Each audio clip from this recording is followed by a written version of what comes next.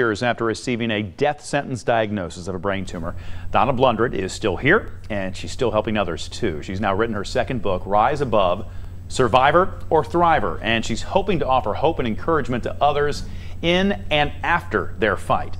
Donna and her husband Larry join us this morning. In full disclosure, these folks are dear friends, and I'm so glad that you are here, and I mean that in a couple of different ways. Right. I'm also very glad you were here this morning as well. Thanks for coming in, guys. We appreciate being here. Yes, we thank you. We talked about it a little bit during the commercial break, but let's go back. Let's rewind a little bit and talk about the purpose behind the first book that you guys wrote, and then we'll get on to the second one a little bit. What was the purpose and the idea behind the first book? To offer hope and encouragement. Yeah. You know, everybody get curveballs. They don't have to be cancer. It can be anything. Yeah. Yeah, and sort of helping people through that journey when they first get the news. And then this go around is sort of after the fight, right? What comes next after the fight? Is that a fair way to describe what we're doing in the second book? That's a great way to describe it. And you know, when you think about the word rise, which is one we selected, rise above, and then survivor, thriver, it's spun off something Donna came up with. Why don't you tell them? We were talking to somebody after church, and she said, "You need an acronym." And out of my mouth popped RISE.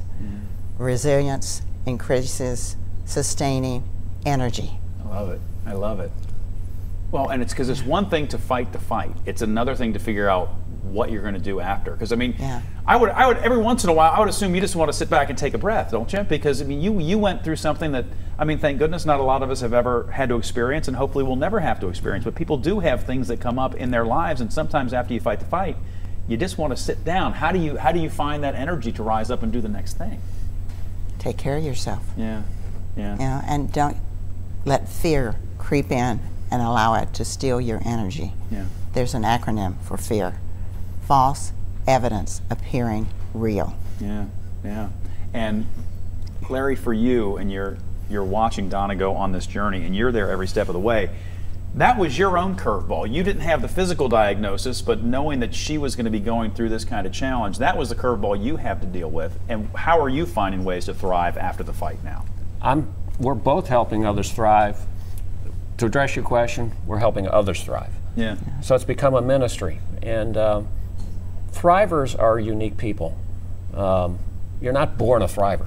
Yeah. You have to work and study at it, practice it. But thrivers are ordinary people that do extraordinary things. And there's gale wind forces sometimes that hit them, but there's a unique attribute that prevails through all thrivers, is that they're overcomers. They're fighters. Yeah. And that's actually one of the chapters, that a thriver fights. Digs down deep, and the forces of wind. There's a neat poem that we reflect in our book. And our second book is much different, because we bring in poetry, we talk to extraordinary people that are ordinary, thrivers across the world. Good timber does not grow with ease. The stronger wind, the stronger trees. The further sky, the greater length. The more the storm, the more the strength. By sun and cold, by rain and snow, in trees and men, good timbers grow. It's a poem called Good Timbers by Douglas Mallock.